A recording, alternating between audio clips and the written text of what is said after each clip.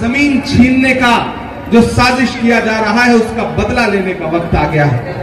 Congress party कह रही है कि हम अपने आदिवासी भाइयों को, भाजपा वाले तो आदिवासियों को आदिवासी तक नहीं कहते, बनवासी कहते हैं। बनवासी कहने के पीछे जो उनकी साजिश है उस साजिश को समझिए। बनवासी का मतलब है कि आप बस जंगल में रहो, शहर में आपका कुछ नहीं है। लेकिन कांग्रेस पार्टी कहती है कि आप आदिवासी हो, आप यहाँ के मूल निवासी हो, यहाँ की जमीन पर, यहाँ के जंगल पर सबसे पहला हक आदिवासी भाइयों का है, ये कांग्रेस पार्टी कहती है।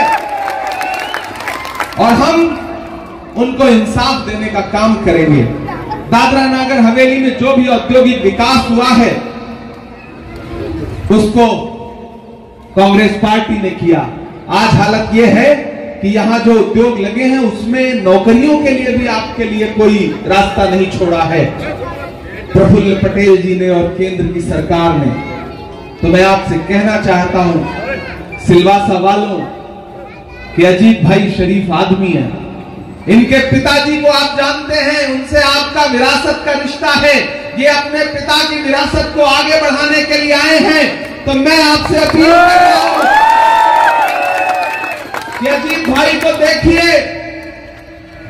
और जब 7 मई को बूथ पर जाइए तो एक चीज का ध्यान रहे कि कांग्रेस पार्टी को हाथ के पंजे को दिया गया आपका एक वोट सिर्फ इनको नहीं मिलेगा, मोहब्बत के उस मसीहा को मिलेगा जिसका नाम राहुल गांधी है। आपका दिया गया अजीत भाई को एक वोट सिर्फ इनको नहीं मिलेगा, सोनिया गांधी जी को मिलेगा, प्रियंका गांधी जी को मिलेगा, मल्लिकार्जुन खड़गे जी को मिलेगा, शरद पवार को मिलेगा, उद्धव ठाकरे जी को मिलेगा, इमरान प्रताप गढ़ी को मिलेगा।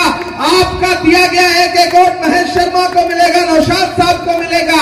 सिर्फ अजीत भाई नहीं लड़ रहे इस चुनाव को, पूरा इंडिया गठबंधन लड़ रहा है।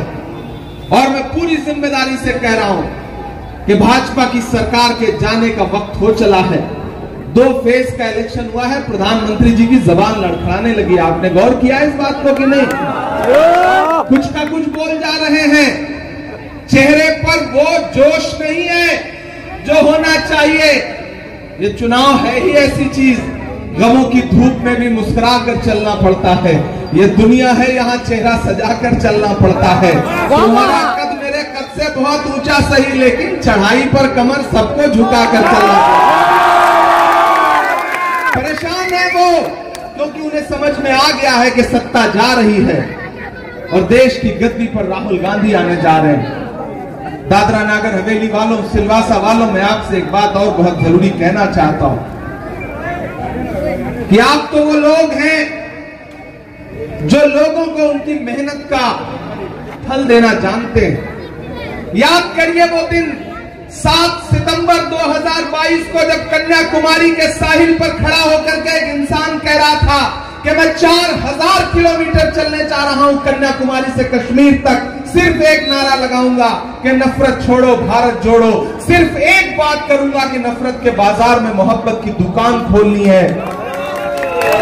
मैं चला हूं उस इंसान के साथ, या महेश शर्मा जी हैं, ये भी उस दिन मौजूद थे वहां।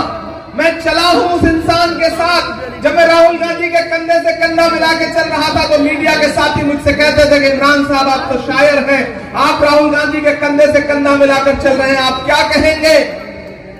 तब मैंने कहा था कि मैं तो शायर हूं, मैं तो बस एक शेर पढ़ूंगा कि जो हर जालिम से टकराएगी वो आंधी बनाऊंगा, जो हर जालिम से टकराएगी वो आंधी बनाऊंगा।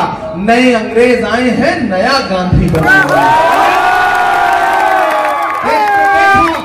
कि वो नया गांधी 4000 किलोमीटर भारत जोड़ो यात्रा लेकर के कन्याकुमारी से कश्मीर तक चलता रहा, अपने पैर के छालों की परवाह किए बगैर। तो सिलवासा वालों, आप तो इस बात पर ईमान रखते हो ना कि मजदूर का पसीना सूखने से पहले उसकी मजदूरी उसे दे देनी चाहिए, रखते हो ना? अगर इस बात पर ईमान रखते हो तो मैं यहाँ खड़ा होकर के कह रहा हूं कि मैंने देखे हैं राहुल गांधी के पैर के छाले, मैंने देखा है राहुल गांधी का बहता हुआ पसीना। न तो वो छाले अभी सूखे हैं, न पसीना अभी सूखा है। मैं यहाँ पर राहुल गांधी की मेहनत की मजदूरी मांगने के लिए आया हूं, और राहुल गांधी की मजदूरी अजीत भाई को आपका एक एक वोट है। याद रखिएगा, 7 मई को जब बूथ पर जाइए तो अपना एक एक वोट अजीत भाई को दीजिए। आपका दिया गया इनको वोट राहुल गांधी की उस मेहनत की असली मजदूरी होगी जो राहुल गांधी ने किया। जो लोग ये कह रहे थे कि हम कांग्रेस को समाप्त कर देंगे, कांग्रेस मुक्त भारत कर देंगे, आज हालत यह है कि दिया बुझने से पहले फड़फड़ा रहा है। आधी भाजपा तो कांग्रेस युक्त हो चुकी है। इधर से उधर के पकड़ के ये करके किसी तरह से कांग्रेस के लोगों को तोड़ करके उन्होंने सोचा था कि कांग्रेस को समाप्त कर देंगे, लेकिन हम आतिशे सोजा में भी हक बात कहेंगे, कुंदन की तरह दहर में ताबिंदा रहेंगे। तारीख बताती है कि हर दौरे सितम में हम जिंदा थे, हम जिंदा हैं, हम जिंदा रहेंगे। कोई ताकत मिटा नहीं सकती है कांग्रेस पार्टी को, कोई ताकत मिटा नहीं सकती है। कांग्रेस को मिटाने का सपना देखने वाले मिट जाएंगे। कांग्रेस कल भी थी, कांग्रेस आज भी है और कांग्रेस आने वाली सदियों में भी रहेगी। कांग्रेस को मिटाने का सपना देखने वाले मिट जाएंगे, अपनी झोली उठाएंगे, अपना झोला उठाएंगे और चल देंगे, ये मुझे पूरा विश्वास है। मैं आपसे कहना चाहता हूं, राहुल जी ने मुझसे ये बात कही है, उन्होंने ये संदेशा भेजा है कि इमरान जाओ और यहां के दादरा नगर हवेली के लोगों से कहो कि दिल्ली की कठपुतली से आप सारे लोग परेशान हैं, हमें पता है जिस तरह का जुल्म सितम, जिस तरह इलेक्शन सिर्फ वोट देने का नाम नहीं है, इलेक्शन सपोर्ट देने का भी नाम है। आज से इस इलेक्शन को अजीत भाई बन के लड़ो, महेश शर्मा बन के लड़ो, इमरान प्रतापगढ़ी बन के लड़ो, इस इलेक्शन को जीतना है। मैं चाहता हूं कि 4 जून को जब रिजल्ट आए और ये तय हो कि आने वाले वक्त में भारत के अगले प्रधानमंत्री राहुल गांधी बनने जा रहे हैं, तो उनकी दाईं तरफ अजीत भाई खड़े हो, बाईं तरफ इमरान प्रतापगढ़ी खड़ा हो, तब जाकर के तस्वीर पूरी होगी। और मैं आज भी सवाल पूछ रहा हूं और कल भी सवाल पूछूंगा कि कहां सोया है चौकीदार, कहां सोया है चौकीदार। विजय माल्या नाक के नीचे से हो गया फरार, कहां सोया है चौकीदार। चाय बेचने वाला पूरा भारत बेच रहा है। सही कह रहा हूं कि नहीं कह रहा हूं? सही कह रहा हूं कि नहीं कह रहा हूं? चाय बेचने वाला पूरा भारत बेच रहा है। इसी काम में हासिल उसे महारत बेच रहा है। रेल बिक गई, तेल बिक गया, बिका हवाई अड्डा। और अगली जो लाइन है उसमें एक नाम आएगा, आपकी तालियों का शोर उनके कानों तक जाना चाहिए जिनका नाम आने जा रहा है। रेल बिक गई, तेल बिक गया, बिका हवाई अड्डा। सब कुछ बिकता देख के खुश हैं अपने जेपी नड्डा। जनता महंगाई की मारी करती हाहाकार, कहां सोया है चौकीदार, कहां सोया है चौकीदार। विजय माल्या नाक के नीचे से हो गया फरार, कहां सोया है चौकीदार, कहां सोया है चौकीदार। सिलवासा वालों, दादरा नागर हवेली वालों, मैंने कहा ना मैं पहली बार आया हूं, लेकिन आखिरी बार नहीं आया हूं। अगर आप चाहते हो कि बार बार आऊं, तो जब 7 मई को घर से निकलिए, पोलिंग बूथ पर जाइए, अपना एक एक वोट हाथ के पंजे के सामने वाले बटन पे दबाइए। सिर्फ अकेले मत जाइए, परिवार के एक सदस्य को लेके जाइए। यहाँ माएं बहनें बैठी हैं, सबसे ज्यादा महंगाई आपने झेली है। सुबह जब रसोई गैस जलाती हैं चाय बनाने के लिए तो आंख से आंसू गिरता है, क्योंकि जो 300 साढ़े 300 की रसोई गैस थी वो। यहाँ नौजवान साथी खड़े हैं, मैं अगले 20 मिनट 25 मिनट आपसे थोड़ी सी बातचीत करूंगा। झील में पानी बरसता है हमारे देश में, झील में पानी बरसता है हमारे देश में, खेत पानी को तरसता है हमारे देश में, जिंदगी का हाल खस्ता है हमारे देश में, दूध महंगा खून सस्ता है हमारे देश में। सिलवासा वालों, आने वाली 7 तारीख को आपको बूथ पर जाना है और न सिर्फ दादरा नागर हवेली के मुस्तकबिल का फैसला करना है, बल्कि भारत के भविष्य का भी फैसला करना है। ये चुनाव कोई आम चुनाव नहीं है। अगर हमारे साथियों को, बुजुर्गों को, नौजवानों को, माओ बहनों को ये लगता है कि ये चुनाव सिर्फ एक आम चुनाव है तो नहीं, आप गलतफहमी के शिकार हैं। ये चुनाव बहुत जरूरी चुनाव है। एक तरफ वो ताकतें खड़ी हैं नरेंद्र मोदी जी के साथियों वाली, तो ये सुबह शाम कह रही हैं कि हमें बहुमत दीजिए क्योंकि हमें संविधान बदलना है। चाहे वो अरुण गोविल हो, चाहे ज्योति मिर्धा हो, चाहे लल्लू सिंह हो, चाहे अनंत हेगड़े हो, आप उनके बयान उठा करके देख लीजिए पिछले 40 दिन 45 दिन का। उनके भाषणों में एक बात आपको सुनाई पड़ेगी कि देशवासियों हमें बहुमत दीजिए क्योंकि हमें संविधान बदलना है। ये भाजपा की भाषा है। और एक तरफ वो इंसान खड़ा है जिसका नाम राहुल गांधी है, जो ये कह रहा है कि हम अपनी आखिरी सांस तक भारत के संविधान को नहीं बदलने देंगे। मैं उस आदमी का सिपाही बनकर, राहुल गांधी का सिपाही बनकर के आज अजीत भाई के लिए आपसे अपील करने आया हूं। दादरा नागर हवेली वालों, सिलवासा वालों, ये चुनाव बहुत महत्वपूर्ण चुनाव है। आप पर दिल्ली ने ऐसे हुक्मरान थोप रखे हैं जिन्होंने दादरा नागर हवेली को सजाने और संवारने का काम नहीं किया है, बल्कि उजाड़ने का काम किया है। और ये चुनाव उन ताकतों से बदला लेने का चुनाव है। परसों राहुल गांधी जी खड़े थे दमनदीप में, तो उन्होंने ये बात कही है कि दिल्ली में हमारी सरकार बनने जा रही है। हमारी सरकार बन जाए तो जो दिल्ली की कठपुतली यहां पर बैठी हुई है, उस दिल्ली की कठपुतली को यहां से मैं ये बात आपसे कहने आया हूं। पूरे देश में बहुत शानदार माहौल है। मिल सके वो देश क्या चलाएंगे? नहीं चला सकते। प्रधानमंत्री जी को मैं चुनौती देते हुए कहता हूं, छोड़िए हिंदू मुसलमान सिख ईसाई मंदिर मस्जिद, दम है तो मुद्दों पर चुनाव लड़िए।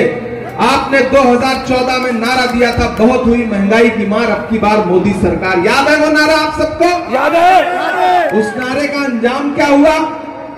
वो गैस सिलेंडर जो 400 रुपए का था, जिसे 400 रुपए तक पहुंचने में 70 साल लगे थे, उसे कहां पहुंचा दिया? 1000 के पार। वो पेट्रोल डीजल जो 58 रुपए लीटर था, वो 100 रुपए के पास पहुंचा दिया। आटा, चावल, दूध, दही, पनीर, छाछ, लस्सी क्या नहीं महंगा कर दिया। भाजपा की सरकारें वो सरकारें हैं जो अपने पसंद की फिल्में तो टैक्स फ्री करते हैं, लेकिन कफन पर जीएसटी लगाते हैं। कफन पर जीएसटी। इसलिए साथियों, मैं आपसे कहना चाहता हूं, ये चुनाव उसका बदला लेने का चुनाव है। प्रधानमंत्री जी ने एक नारा दिया था कि बेटी बचाओ बेटी पढ़ाओ, याद है उनका नारा? याद है। उस नारे की सच्चाई यह है कि चाहे उन्नाव हो, चाहे हाथरस हो, चाहे सोनभद्र हो, या फिर जंतर मंतर पर बैठी हुई मेडल लाने वाली, ओलंपिक पदक लाने वाली बेटियां हो, पुलिस ने उनको वहां पे घसीटा। और अभी तो कर्नाटक में भाजपा की एक सहयोगी पार्टी का सांसद है प्रज्वल रेवन्ना, 2800 महिलाओं से बलात्कार का आरोपी, 2800। और हमारी सरकार ने क्या किया? दिल्ली की सरकार ने उसको जर्मनी भाग जाने दिया।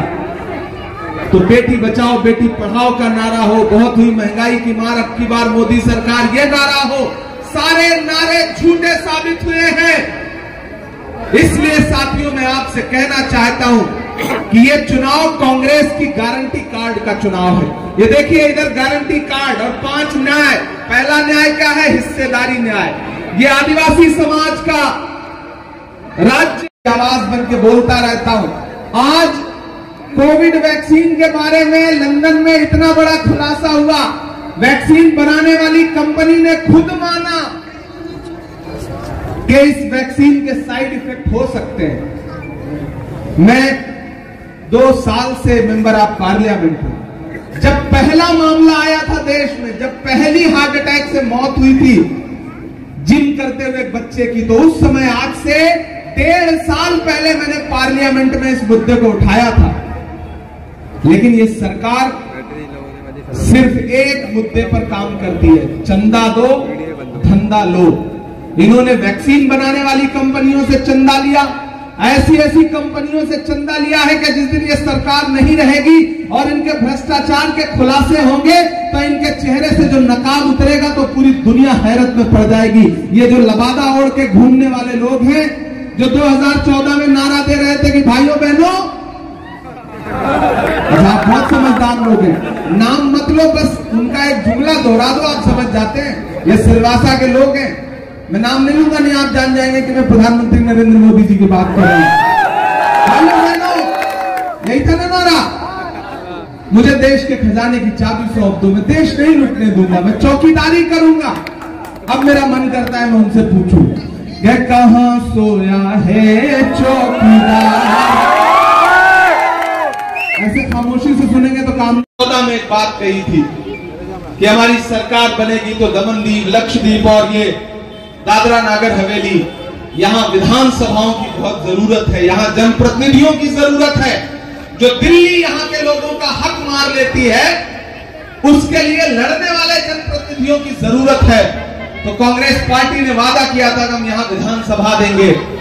आप सब कांग्रेस पार्टी को वोट दीजिए, अजीत भाई को जिताइए, इन्हें सांसद बना करके भेजिए। हम कोशिश करेंगे कि सरकार बने तो कम से कम यहां पर विधानसभा गठित हो, यहां विधायक बनने शुरू हो, ताकि आपके बुनियादी मुद्दों पर लड़ सके। मेरे भाई, मैंने कहा ना, ये चुनाव बहुत महत्वपूर्ण चुनाव है। भाजपा आपको उलझाएगी, मुद्दों से हटाएगी, ध्यान भटकाएगी, लेकिन कल तक जो भाजपा को मिटाने की कस्में खा रहे थे, कैसे पाला बदल के भाजपा के पास चले गए, आपने देखा ना। कैसे भरोसा तोड़ा आपका, देखा ना, कैसे उन्होंने भरोसा। भेजिए, मैं एक वादा आपसे करता हूं, इन्हें आप लोकसभा भेजिए, मैं पहले से ही राज्यसभा में बैठता हूं। दादरा नागर हवेली के मुद्दे पर एक तरफ ये लोकसभा में लड़ेंगे और एक तरफ मैं राज्यसभा में लड़ूंगा, क्योंकि मैं भी महाराष्ट्र से ही राज्यसभा हूं, कहीं दूर से नहीं। तो आपका पड़ोसी हूं, आपके पड़ोस का खासदार हूं। इनको जिताइए और साथ में एक फ्री पाइए। एक के साथ एक फ्री, इससे अच्छा ऑफर नहीं हो सकता है।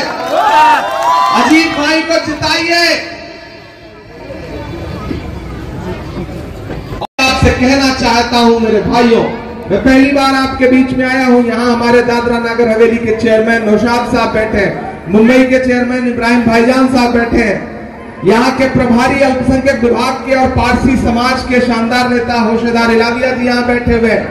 मैं आप सबके बीच में यहाँ खड़ा होकर के ये कहना चाहता हूं कि ये चुनाव बहुत महत्वपूर्ण चुनाव है। 10 साल आपने दिया नरेंद्र मोदी जी को, बदले में उन्होंने झूठे वादे और जुमलों के अलावा कुछ भी नहीं दिया। वो सुबह शाम अपने भाषणों में क्या कहते हैं कि बताइए कांग्रेस वालों, आपने 70 साल में क्या किया। मैं तो पार्लियामेंट में बैठता हूं, एक सामने हजारों की तादाद में मौजूद, जहां तक नजर जा रही है, इस इलाके के जो लोग हैं, मैं उनकी मौजूदगी को सलाम करता हूं। पहली बार आपके बीच में आया हूं।